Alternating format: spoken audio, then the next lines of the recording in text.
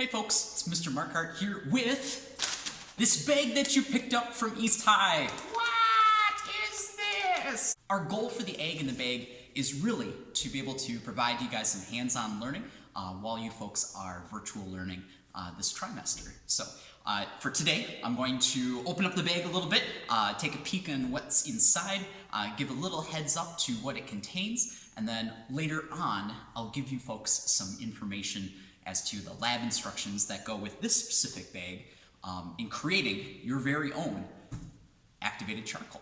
Should be fun. Let's take a peek at what's inside.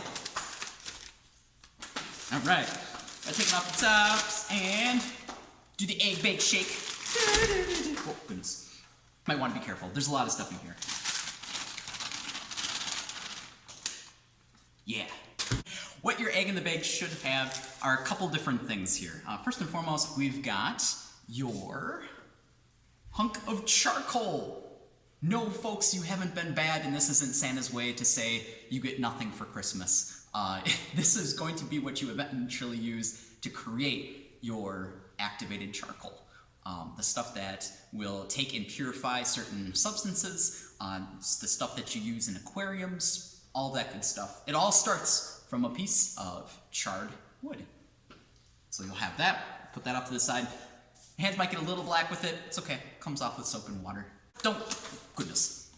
We've got some water, and make sure not to drink this. This is used for your activated charcoal, and this is a way for me to be able to provide a consistent water source so that when we're adding our ions, specifically our salts, to be able to charge our activated charcoal, that we're washing it with a very consistent water. Otherwise, everybody's waters is a little different. Some of you folks out in Alloway might have a little different water than, say, some of the folks living inside the city of Green Bay. Salt! So salty! We've got salt here. We've got quite a bit. It should weigh out to about 25 grams. This is going to be what charges our activated charcoal, brings the ions into that piece of wood to be able to pull then other ions away from whatever substance we're trying to purify. You should find a strip or two of paper towel, some pretty hefty stuff. This is to be able to remove some of the water away from the drying process when we make our salty solution, to try to dry out that activated charcoal and be able to further strain it down. Speaking of straining, we've got a coffee filter. This is to more finely strain out your activated charcoal after we've dried it and placed it there to strain out any additional liquid or salts. And then you should see a small vial that's got, looks like kind of yellowish solution in it. It's got a it's got a blue top and a little bit of Teflon tape inside of that. This, folks, is iodine. Iodine! As you folks may know with iodine, there are some folks that are allergic to iodine. If you know that you are allergic, reach out to me. And I believe this class specifically does not have any allergies, but reach out to me if it still hasn't been posted for our school records. You folks will also see a list of all of the things that we've got in this bag, and specifically with iodine, and an iodine tincture is what this is called. So that's iodine mixed with ethanol, which is a type of alcohol. You folks will have a safety data sheet on the back of this called an SDS form. This basically outlines if you do anything silly or something out of hand happens with your iodine tincture.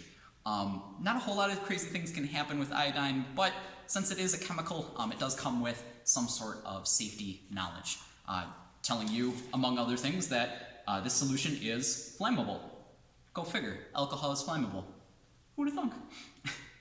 If you swallow this, call Poison Center or a doctor or physician if you feel unwell. Please don't drink this. You've been warned, folks. Keep this in mind. Just keep this contained and capped. We will get and use this later. When we make our activated charcoal, a way to test to see if it's actually legit is to be able to put it in this iodine solution. And by the end of this, I'm hoping that this solution will actually clear up so that it will suck out all of the iodine and create just purely whatever the tincture has beforehand. So it should actually clear to, if it works all well, to a clear solution. Kind of neat. Last on your list, you should have a list of agri-science classes. If this is something intriguing to you, if you're really enjoying how this class is going, or the kind of class flow, or like doing hands-on stuff like this, if you think this is great, wait until we stick you folks in an actual physical classroom. Love to have you. There's a bunch of different things that Agri-Science covers. There's my shameless pitch. We do have 2 new classes this trimester, one being a global conservation class, as well as a Wisconsin resource class. 2 trimesters apart from each other. If you're interested in either of those things, we're revamping the curriculum, new activities, new labs, new content. It should be pretty fun. Or as I think the millennials call it, it's on fire. But not really, the classes aren't on fire. That about wraps it up, folks. Keep tuned to the Classrooms Classwork tab, as well as our daily Zooms, and you too can have this class in the bag. It's a great sign-off.